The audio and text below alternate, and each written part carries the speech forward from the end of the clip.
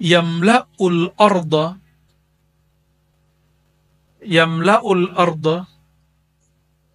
Al-Mahdi itu akan memenuhi bumi dengan qistan wa adlan, keadilan.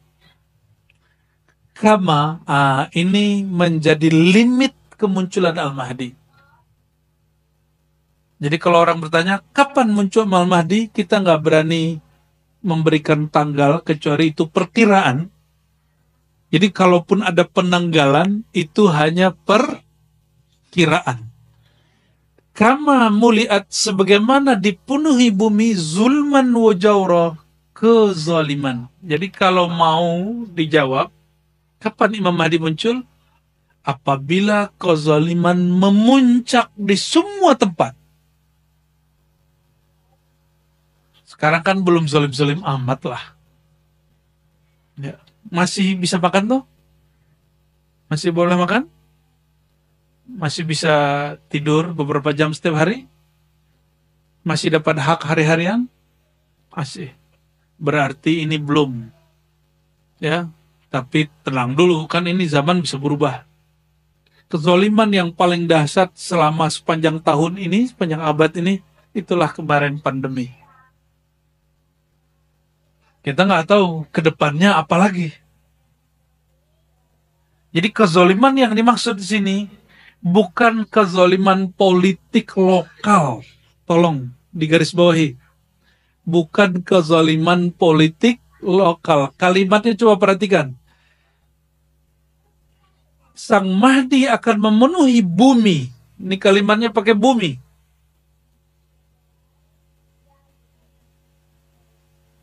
Akan memenuhi bumi. Sebagaimana bumi dipenuhi. Berarti ini yang disebut orang global. Tapi saya nggak suka istilah itu. Apa istilahnya? Pemerintahan global gitu. Saya nggak suka istilah itu. Kita gunakan istilah baginda Nabi Muhammad SAW. Apabila bumi telah dipenuhi, seluruh bumi dipenuhi oleh kezaliman. Dan kezaliman yang paling parah itu nanti ketika Dajjal 3 tahun berturut-turut menyebar virus dan krisis di muka bumi. Maka nanti tidak ada hujan, orang kelaparan di mana-mana. Jadi itu kezaliman global kalau boleh disebut. Bukan kezaliman Soeharto, SBY dan Jokowi, bukan ya. Ini masih gagal fokus ini. Hadis-hadisnya dibawain ke bab politik. Kalau di Malaysia kezaliman Anwar Ibrahim gitu enggak ada urusan. Ini enggak ada urusan begitu. Kezaliman Salman, Raja Salman dan MBS, Muhammad bin Salman, ya salam ya akhi, bukan itu. Ini kezaliman munculnya dari orang yang paling zalim, yaitu Dajjal. Bukan kezaliman politik lokal. Ini kalau orang nggak ngerti bab kolbu, dia akan maksain, enggak, ini zaman ini. Ya, maka sekarang di Indonesia sudah banyak Dajjal. Kalau begitu bentar lagi Imam Mahdi keluar juga dong. Ya, gampang bener. Ya, seharusnya dari kemarin tuh 2020 seharusnya keluar udah. Ya. Oke. Ini kalimat paling penting di hadis ini. La tazhab aw la tanqadi dunya hatta yamlikal Arab rajulun min ahli baiti. Artinya sama berdasarkan hadis ini, dan hadis ini hasan.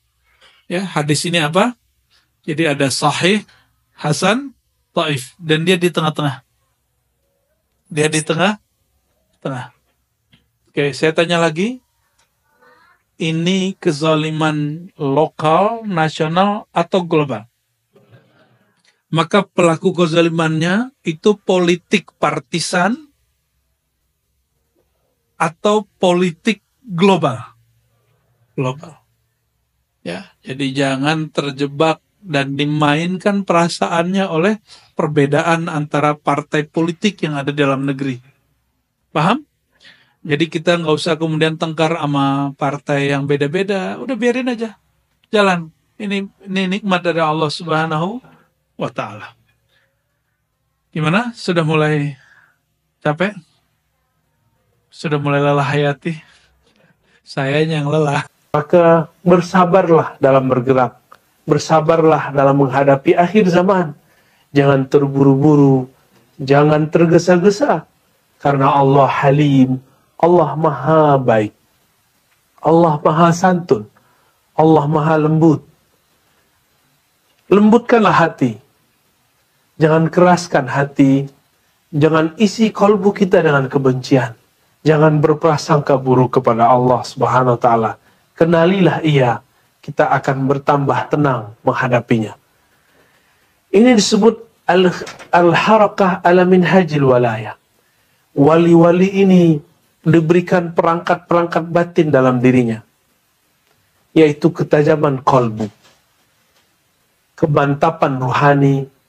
Kekuatan-kekuatan jiwa. Sahabat-sahabatku yang dimuliakan Allah, puan-puan, tuan-tua dimanapun berada, apa yang kedua yang menopang Islam, iman, ihsan, yaitu pergerakan yang mempunyai cita-cita mulia, yaitu menyongsong, menyambut al-khilafah ala minhaj an-nubuwah, kekhalifahan yang berdasarkan kenabian. Apa maknanya ini? Gerakan untuk menyongsong munculnya khilafah akhir zaman itu tidaklah kemudian dapat direncanakan, diinginkan serta-merta. Meskipun ada 7 miliar manusia mengangkat seorang pemimpin yang disebut Mahdi. Jika Allah tidak mengizinkannya, maka tidak akan terwujud sama sekali. Maka jangan terpancing dengan anggapan-anggapan, mimpi-mimpi, dengan pergerakan-pergerakan yang tergesa-gesa mengatakan pemimpin dia adalah Al-Mahdi. Imam dia adalah Al-Mahdi. Nanti kita akan terbedaya, kita akan terkecoh. Kenapa? Karena hijrah di akhir zaman tidak berdasarkan ra'yu, pandangan-pandangan yang tergesa-gesa, apalagi cuma sekedar tebak-tebakan. Hari ini banyak sekali orang-orang yang bergerak di akhir zaman itu menebak-nebak. Apakah ini, apakah si fulan, apakah ini, apakah si fulan, dan lain sebagainya. Sahabat-sahabat karena Allah, karena semua ujian, semua masalah ada pada akhir zaman ini, maka mulailah berhijrah secara mental. Jangan bermimpi lagi pandemi ini akan berakhir. Jangan bermimpi lagi pandemi ini akan kembali semula. Tidak, akan kembali semula, ada semula seperti kita dulu pra pandemi. Tidak. Coba katakan saja raditu billahi rabba. Aku ridha dengan ketentuan Allah. Aku ridha dengan kehendak Allah Subhanahu wa taala. Imam Abdul Hasan Syadzili mengatakan, betapa anehnya ada orang yang mengatakan aku percaya kepada Allah tapi tidak meridai kehendak-kehendak Allah. Betapa anehnya, betapa gharibnya, betapa tidak selarasnya orang yang mengatakan kami percaya kepada Allah tapi dia tidak menerima ini zaman, ini masa adalah semua pancaroba ada di dalamnya. Jika nikmat sebagai umat akhir zaman ada pada kita, maka ujian sebagai umat akhir zaman pun ada pada kita. Teman-teman sahabat-sahabat yang dimuliakan Allah, karena semua ujian ada pada masa ini, Allah pun mengatakan, Innallaha ma'as sabirin. Allah bersama siapa yang bersabar. Allah bersama dengan orang-orang yang bisa bertahan, yang tabah. Sabar itu ada dua. Ada sabar terhadap memandang ujian. Orang-orang yang melihat ujian, cobaan, musibah, dia bisa sabar, tapi sabar ini ada batasnya. Tapi ada sabar yang kedua. Mari kita hijrah dari sabar terhadap musibah kepada sabar kepada Allah yang Maha Sabur. Jika seorang kekasih dicubit, jika seorang kekasih mungkin terkena atau disakiti oleh kekasihnya karena dia memandang sang kekasih, apa yang terjadi? Dia tidak kemudian merasa sakit. Kita ini bekerja sehari-hari untuk apa? Untuk kekasih kita. Jika kita ingat wajah kekasih, anak yang dikasih, pasangan yang dikasih, maka lelah pun menjadi hilang. Maka lelah pun menjadi tidak terasa. Maka teman-teman, sahabat-sahabat dengan Allah, coba yakini, la yukallifullahu nafsan illa wus'aha. Allah tidaklah mentaklif, memberi beban kepada seseorang kecuali sesuai dengan wus'a, kelapangannya, kemampuannya. Apabila Allah menakdirkan kita sebagai umat akhir zaman, berarti Allah sudah menyiapkan wus'a, kemampuan yang luar biasa kepada kita. Jangankan kita di akhir zaman, orang-orang ahli neraka saja disiksa dengan siksaan yang seharusnya dia mati, tapi dia tidak pernah mati. La yamutu fiha wa la yahya. Tidak hidup, tapi juga tidak mati. Bagaimana mungkin dia masih hidup? Kepalanya disembelih, dadanya ditusuk, jantungnya ditusuk, tapi masih hidup di neraka sana. Itu kepada mereka yang durhaka kepada Allah. Maka saya yakin, hakul yakin, umat akhir zaman sanggup menanggung semua mara bahaya ujian yang ada ke depan. Terakhir saya ingin menyebutkan satu hadis. Yang hadis ini jika disyarah lumayan panjang. Untuk menghadapi masa akhir zaman, Nabi SAW menyebutkan bahwa akan terjadi ketidakadilan secara global. Zulman atau jauran secara global, bukan hanya di negeri kita, di kerajaan, di pemerintahan kita, tapi di semua wilayah di negara, di semua wilayah, semua sudut negeri. Tapi ingat, di saat-saat itu memuncak, maka Allah akan mengirim kekasihnya. Allah akan memunculkan juru selamatnya. Disebutkan dalam hadis bahwa Allah akan meningkatkan. Allah akan membangkitkan seseorang min ahli baiti, dari ahlu baitku, dari keturunanku. Ismuhu yuwati usmi. Namanya menyerupai, berkesesuaian dengan namaku. Hadis ini riwayat Imam Abu Daud.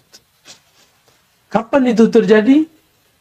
Jika bumi muliat al-ardu jauran wa zulma. Jika bumi telah dipenuhi dengan ketidakadilan. Jika bumi dipenuhi secara global, secara utuh dengan kezaliman yang merata-rata di mana-mana. Maka sahabat-sahabat Allah, di saat itulah, di saat semua umat manusia menjerit, tidak hanya negeri kita, tidak hanya Nusantara, tapi semuanya, maka Allah akan munculkan yang mana dia sekarang sudah bersiap-siap muncul. Namanya berkesesuaian, yuwati, dengan namaku. Hadis Imam Abu Daud. Tapi banyak orang lupa apa makna isim nama di dalam bahasa Arab. Dia mengira, banyak orang berpikir bahwa nama di situ berarti nama secara zahir, yaitu Muhammad. Dalam riwayat tambahan, wasmu abihi ismu abi. Begitu juga nama ayahnya berkesesuaian dengan nama ayahku. Banyak orang salah faham mengira namanya adalah Muhammad ibn Abdullah. Sahabat-sahabat menekan Allah, bukan sekedar itu. Mari kita yang pernah belajar kitab-kitab Arab, teks-teks Arabiyah, atau disebut juga kitab-kitab Arab gundul, kitab kuning. Al-Imam Al-Bajuri. Imam Al-Bajuri ini salah satu syekh yang besar di Al-Azhar di masanya. Beliau mempunyai hasyiah yang banyak. Dalam beberapa hasyiah akidah, hasyiah kitab-kitab yang ditulis untuk mensyarah kitab akidahnya, kitab fiqihnya, beliau mengatakan al-ismu, nama, al-ism itu bermakna dua. Ada dua makna yang terkandung dalam ism. Yang pertama, makna itu berarti al-wasm. Al-ism bermakna al-wasm.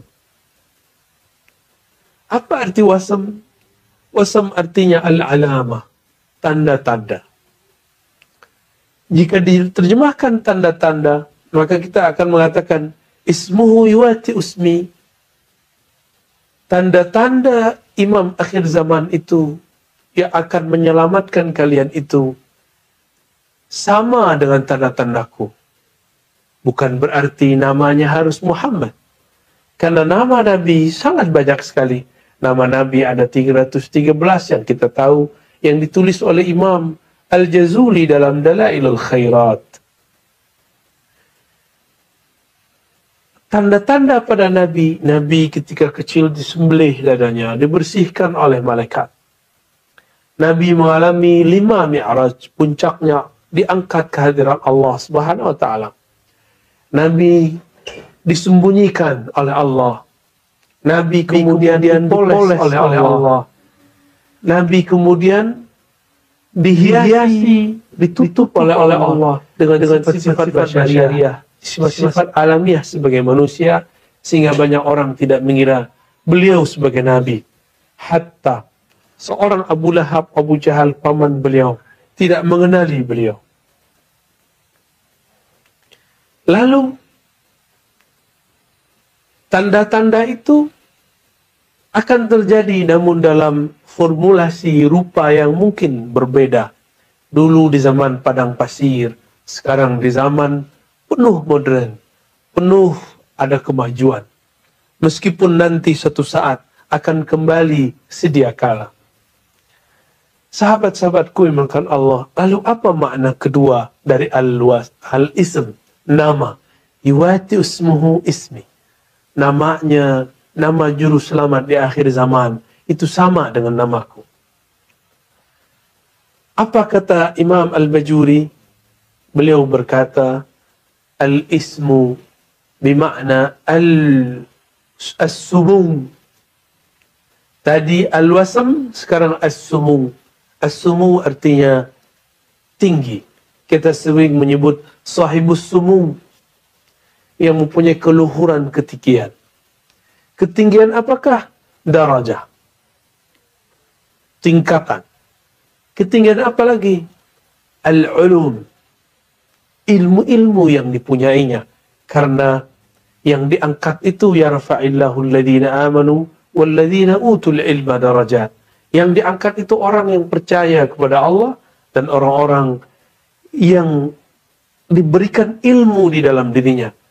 Ilmu itu mulia tergantung objeknya. Jika objek ilmu itu berkaitan terhadap sesuatu yang mulia, maka dia mulia. Jika ilmu itu berkaitan dengan sesuatu yang tidak mulia, maka dia tidak dianggap siapa saja. Ilmu yang paling mulia, kata Imam Al-Ghazali, asyraful ulum, al-ilmu billah. Ilmu yang paling mulia adalah ilmu mengenal Allah. Mengenal Allah pun ada 4 ilmunya. Ada al-ilmu bil af'al, ilmu mengenai perbuatan-perbuatan Allah yang bisa disaksikan secara kasat mata. Ada yang kedua, al-ilmu bil asma, ilmu mengenai nama-namanya. Allah mempunyai banyak nama. Beberapa ditulis dalam hadis, ada 120, ada 99 nama. Semakin tinggi pengenalan seseorang terhadap nama-nama tersebut, maka semakin tinggi darajahnya di sisi Allah, apalagi di sisi manusia.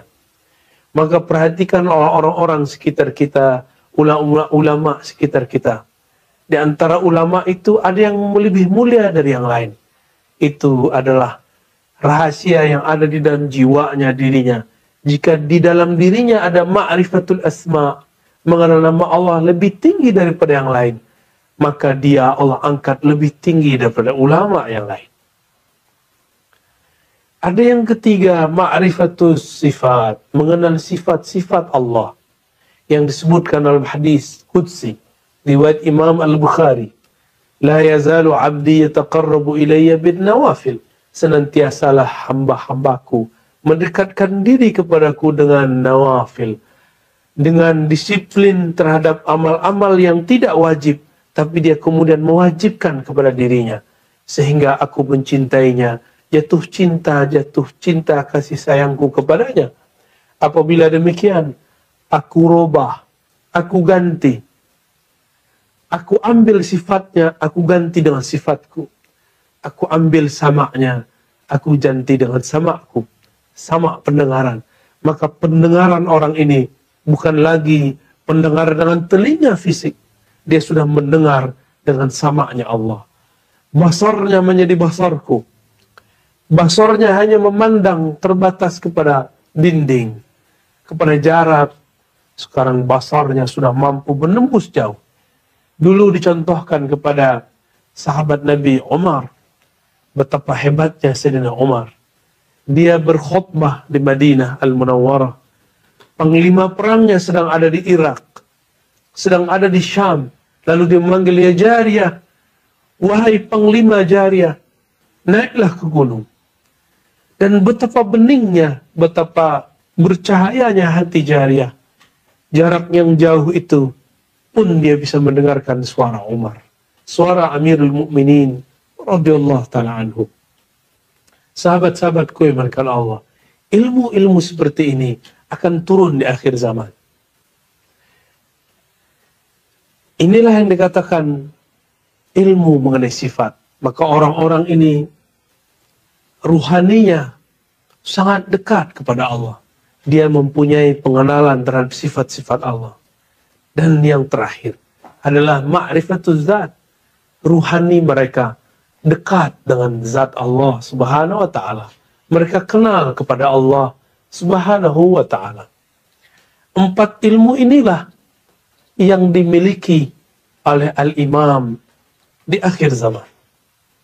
Ilmu ma'rifatul af'al, mengenal af'al Allah, perbuatan Allah, asma Allah, sifat Allah, dan mengenal zat Allah.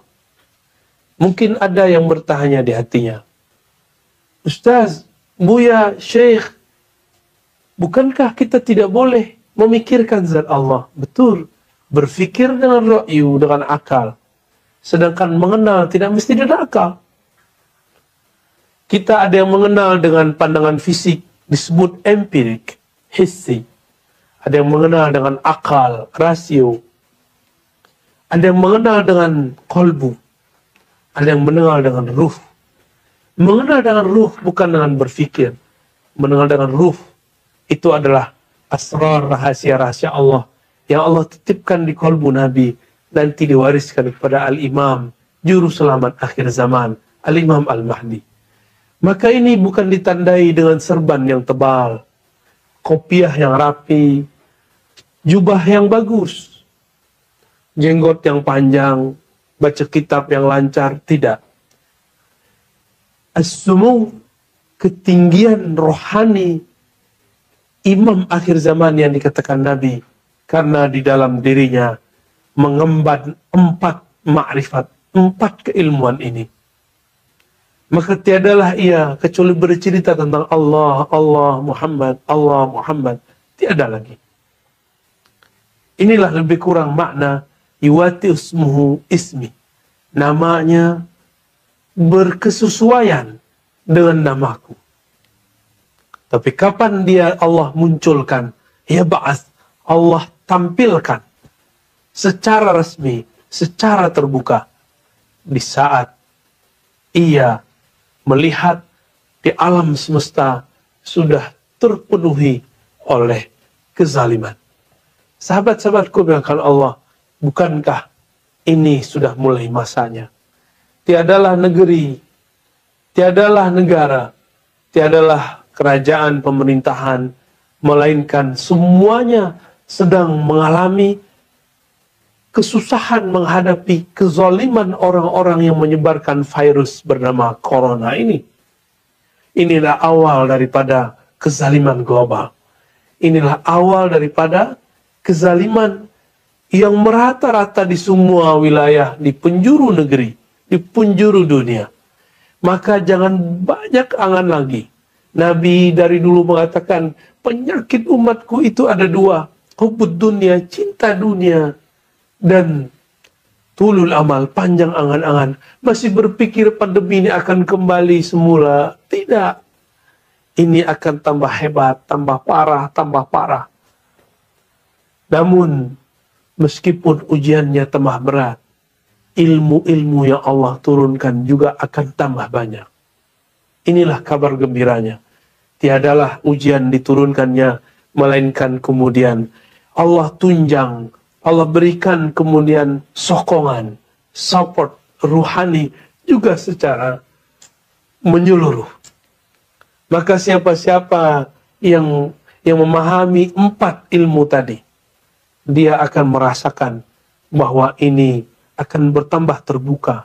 Dulu orang berbicara tentang nama Allah, sifat Allah, ada di surau-surau, di pondok-pondok kecil, di penjuru-penjuru desa, penjuru-penjuru negeri, sangat terkucil. Sekarang orang berbicara di tengah-tengah kota besar, di tengah-tengah pemukiman penduduk, bahkan berbicara melalui sosial media. Maka kita juga harus hati-hati, ilmu manakah yang murni. Ilmu yang murni tentu ilmu yang terhubung secara sanad silsilah kepada baginda Nabi sallallahu alaihi wasallam. Kembali ke hadis tadi. Nabi sallallahu alaihi wasallam mengatakan Allah akan mengutus juru selamat. Karena hadis ini, maka banyaklah orang di banyak wilayah, termasuk di Indonesia, di Malaysia. Di Malaysia sudah banyak dulu ada gerakan-gerakan, organisasi-organisasi, jamaah-jamaah yang ingin menyongsong kemunculan Al-Mahdi.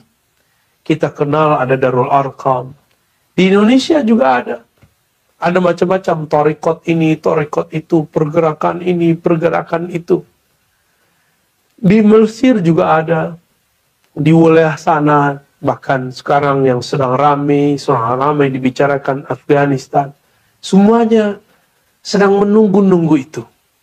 Tapi ingat, sahabat-sahabatku, kita tidak boleh ikut orang banyak. Kita tidak boleh tergesa-gesa. Kita tidak boleh berpikir secara ra'yu. Ini bukan pergerakan ekonomi. Ini bukan pergerakan politik murni. Ini pergerakan nubuwat. Nubuwah itu mutlak diatur oleh Allah. Maka suka-suka Allah. Inilah yang dimaksud dengan Al-Mahdi. Orang yang di-guidance oleh Allah. Orang yang di-guide oleh Allah. Orang yang pergerakan dia, bahkan dia pun tidak bisa memilih dia mau kemana. Dia digerakkan oleh Allah. Dia diarahkan oleh Allah. Dia sudah disetting oleh Allah. Mana mungkin seorang Al-Imam Al-Mahdi sekarang kemudian sudah publish dirinya di YouTube. Sudah mengaku-ngaku dengan mimpi-mimpinya, dengan pergerakan-pergerakannya. Tidak mungkin. Jika iya, maka akan terjadi seperti di zaman Rasul. Ketika masih kecil, apa kata Nabi? Dulu waktu aku kecil, waktu remaja, ada seorang pendeta bernama Buhairah memarahi Abu Talib karena Abu Hurairah membaca ada tanda-tanda kenabian pada Nabi Muhammad SAW yang masih remaja, masih belia. Apa kata beliau?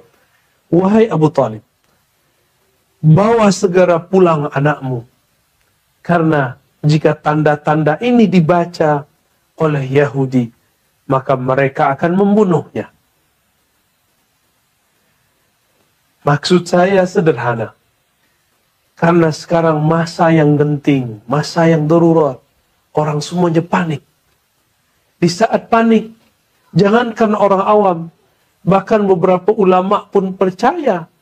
Beberapa orang-orang yang mengaku Al-Mahdi itu dialah Al-Mahdi. Padahal Al-Mahdi tidak dengan diaku-aku. Al-Mahdi, orang yang di-guidance. Di Quran ada satu rumus, surat At-Taghabun. Wa may yu'min billah yahdi qalbah. Bahkan lafaz awalnya, ma asaba min musibatin illa bi'idznillah. Tidaklah Allah menguji, Allah menurunkan musibah kepada seseorang kecuali dengan izinnya. Maka pandemi ini meskipun makar dari musuh-musuh Allah, tapi memang Allah mengizinkannya. Berarti di balik itu ada hadiah-hadiah besar. Apa hadiah besar? Wa may yu'min billah yahdi qalbah. Siapakah di antara kita, saya, saudara-saudaraku, sahabat-sahabatku semua, yu'min, percaya bahwa ini sudah diatur oleh Allah. Yahdi qalbah. Allah akan gerakkan, Allah akan hadikan, hidayahkan kalbunya. Orang-orang yang diberi hidayah kalbunya disebut al-mahdiyin. Orang-orang yang di-guidance kalbunya. Mereka pun tidak bisa memilih. Allah lah yang memilihkan untuknya. Itulah makom para pecinta. Itulah kondisi orang-orang yang sudah larut, yang sudah karam dalam cinta kepada Allah Subhanahu wa ta'ala. Dia tidak lagi memilih dengan pikirannya sahaja. Apalagi cuma berdasarkan tebak-tebakan, cocok-cocok logi, munasabat-munasabat yang tidak sahihah. Dia bergerak berdasarkan anjuran-anjuran, gerak-gerak dari Allah Subhanahu wa ta'ala. Karena Allah berdialog tidak lewat akal seseorang. Bahkan Allah pun kepada kalbu hanya kemudian memberikan hidayah. Hidayah itu berisi simbol-simbol. Tapi Allah berkalam lewat ruh. Kalamnya tidak berhuruf, tidak bersuara. Isinya isyarat-isyarat semata diterjemahkan dalam kalbu. Itulah makna wa may yu'min billah yahdi qalbah. Jika engkau percaya kepada Allah, maka Allah akan tata kalbumu. Allah akan bantu arahkan kalbumu.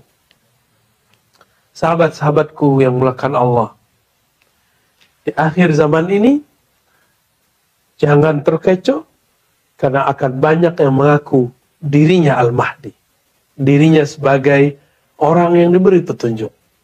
Maka salah satu hijrah kita di akhir zaman, jangan tergesa-gesa.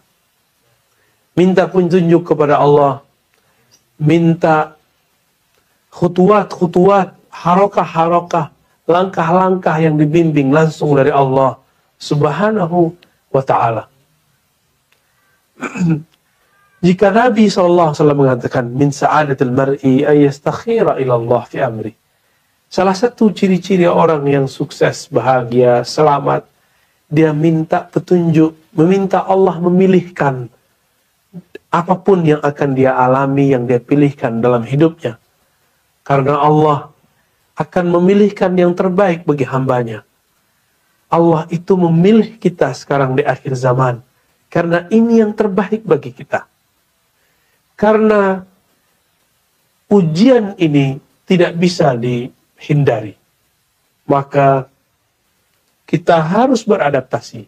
Inilah nikmat dari Allah.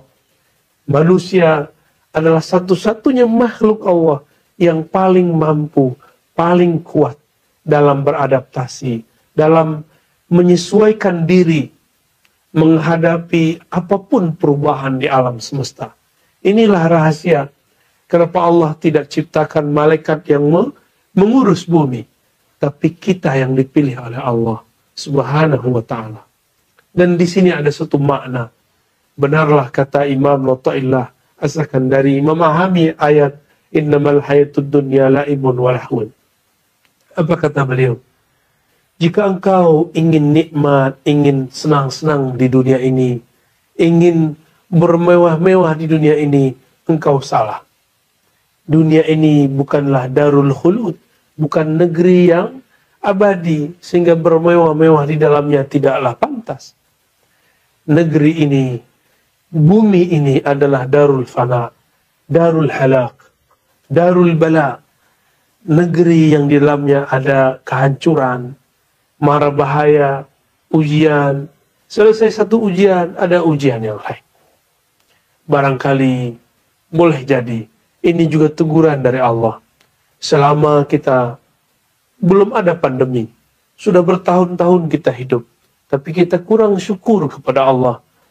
Jika tidak syukur dalam adanya nikmat, Allah akan menegur kita dalam ketiadaan nikmat. Nikmat keleluasaan berjalan kemana-mana, bersafar kemana-mana, sekarang terkurangi. Nikmat untuk bisa bertemu, bersilaturahim dengan sahabat-sahabat kita yang jauh, itu pun sekarang sudah dikurangi. Tapi jangan pernah berputus asa kepada Allah. Allah Subhanahu wa ta'ala telah menciptakan dalam diri manusia perangkat-perangkat yang membuat manusia bisa berkesesuaian, menyesuaikan diri dengan alam semesta. Sahabat-sahabat yang melakukan Allah, inilah hijrah di akhir zaman. Hijrah meninggalkan cara berpikir lama, berpikir mencintai dunia, berpikir dengan tulul amal, panjang angan-angan. Maka sekarang mulailah cara berpikir kita lebih tajam, lebih dalam. Berpikir dengan kulub.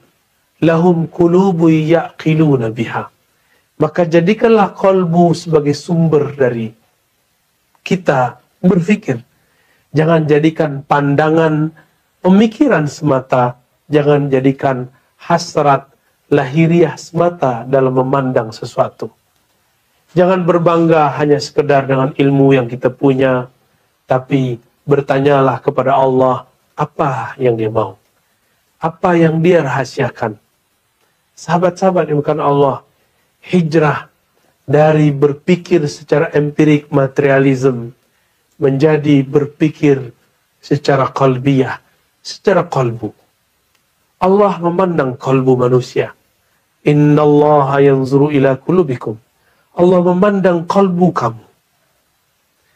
Betapa malunya kita saat Allah Subhanahu wa ta'ala memandang qalbu ini, ternyata di qalbu ini ada nama selainnya. Ada ketakutan kepada selainnya. Ada prasangka kepadanya. Allah memandang ke dalam qalbu, tapi di qalbu kita tiada namanya. Betapa kecewanya Allah kepada seseorang ketika dia hendak melihat, menengok ke dalam qalbu seseorang, ternyata di qalbu seseorang itu tiada satupun nama Allah. Maka saya mengajak, mari kita hijrahkan zikir kita yang tadi di lisan, subhanallah, la ilaha illallah, kita masukkan ke dalam qalbu. Kita ajak qalbu ini juga menyebut namanya. Sehingga teranglah makna ayat, idza dzukirallah wajilat qulubuhum. Jika disebut nama Allah, maka bergetarlah qalbu. Bukankah ini tanda-tanda orang yang cinta? Orang yang cinta, jatuh cinta kepada kekasihnya, disebut nama kekasih, qalbunya bergetar, jantungnya berdebar, badannya menggigil bergerak. Muncullah kerinduan, muncullah keinginan, ingin liqa, ingin bertemu. Sahabat-sahabat yang muliakan Allah, apabila kita sudah hijrah dari membaca nama Allah dari lisan, kemudian masuk ke dalam kalbu, maka kita pun juga harus hijrah secara zon prasangka kita. Dari su'uzon, dari berpikir Allah, kenapa engkau menjadikan aku umat yang mendapatkan mara bahaya? Sekarang kita ganti, kita switch. Kita katakan, ya Rob, pasti ujian ini adalah cara engkau untuk memperkuat jiwa kami. Orang yang biasa menempa dirinya dengan latihan-latihan fisik, jika berlatih dengan fisik, sehari push up kita 10 kali, 40 kali. Selama sepekan, seminggu, 7 hari, sebulan, maka akan muncul otot yang kekar, badan yang kuat selama 40 hari. Apabila orang melatih kakinya berjalan setiap pagi, setiap hari, maka kolbunya, maka badannya, kakinya akan kuat daripada sebelumnya. Jika pada pekan ini sanggup berjalan 1 kilometer, maka dalam waktu sebulan dia mungkin sanggup berjalan lebih dari 2 meter. Begitulah orang yang melatih kolbu. Apabila kolbu sudah dilatih, maka latihlah tidak hanya fisik kita, latih juga kolbu. Inilah hijrah ruhiyah, hijrah kolbu. Melatih kolbu kita dengan makna, dengan asma, dengan husnuzon kepada Allah Subhanahu wa ta'ala. Maka sahabat-sahabat dimulakan Allah, hijrah di akhir zaman. Ini adalah hijrah paling penting. Yang mana Nabi SAW dulu pernah mengatakan, la hijrata ba'dal fathi. Tiada ada lagi hijrah setelah Fathu Mekah. Fathu Mekah itu ada 2 kali. Ada Fathu Mekah di zaman Rasulullah. Ada Fathu Mekah di zaman Imam Mahdi. Fathu Mekah di zaman Rasulullah SAW, Nabi sudah menutupnya dan mengatakan, la hijrata ba'dal fathi. Setelah Fathu Mekah tidak ada lagi hijrah. Illa jihadun wa niyah. Kecuali hanya sekedar jihad, perjuangan, pengorbanan, dan niat yang tulus. Niat yang bening, niat yang berasal dari hati nurani yang bercahaya. Nanti juga akan ada hijrah yang kedua, yaitu hijrah bersama Imam akhir zaman. Ketika semua umat manusia mengambil baiat kepadanya di Makkah Al-Mukarramah, ma baina ar-ruknil yamani wa maqam Ibrahim. Antara rukun Yamani dan maqam Ibrahim. Disitulah semua orang memberikan sumpah setianya kepada Imam akhir zaman, Al-Imam Mahdi. Jika kita masih belum sanggup membayangkan bagaimana cara Allah memindahkan kita nanti, padahal nanti semuanya manual, tidak ada pesawat, kapal terbang, tidak ada apapun, tidak ada yang mampu kita gerakkan. Kereta tidak berjalan, mobil tidak berjalan, sepeda tidak berjalan, apapun, handphone pun, smartphone tidak bekerja. Tapi di saat itu, jika kolbu sudah dilatih, jika kolbu sudah dihijrahkan, maka kolbu ini akan mampu menangkap bahasa. Kolbu ini akan bisa bergerak. Al-arwah junudun mujannadah. Roh-roh itu, arwah-arwah itu ibarat tentara yang berbaris-baris. Dia bisa berkomunikasi satu sama lain, walaupun terpisah jarak. Maka sebelum zaman itu terjadi, sahabat-sahabat kemuliaan Allah, mari dari hijrah akal ke dalam kolbu, hijrah kolbu kepada ruh kita.